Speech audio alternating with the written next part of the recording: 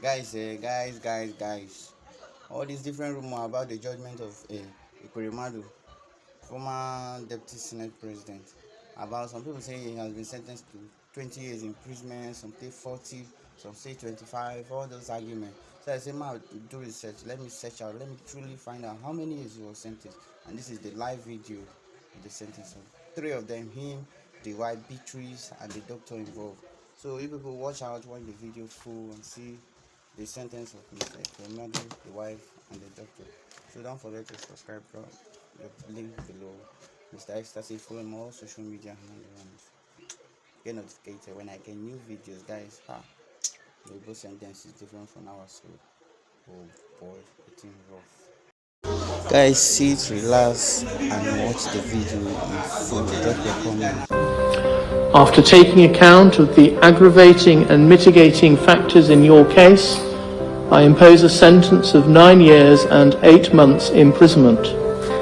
Subject to allowing for the time which you have spent remanded in custody, you will serve 2/3 of the sentence in custody and will be on licence thereafter for the rest of the sentence. You can sit down. Abina Abeta, stand up please.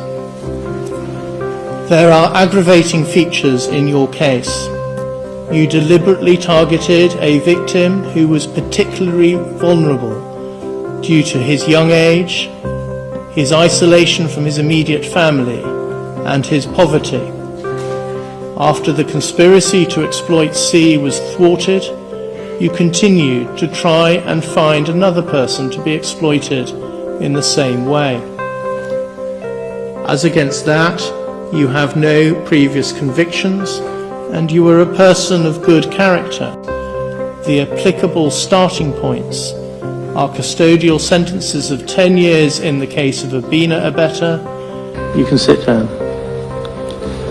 Dr. Beatrice Ekweremadu, would you stand up please? In your case, I adopt a starting point of 6 years custody.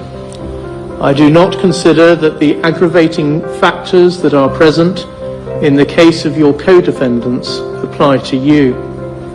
You were not directly involved in the identification of the donor, and the evidence does not show that you were directly involved in the attempts to identify a further donor after the transplant did not go ahead.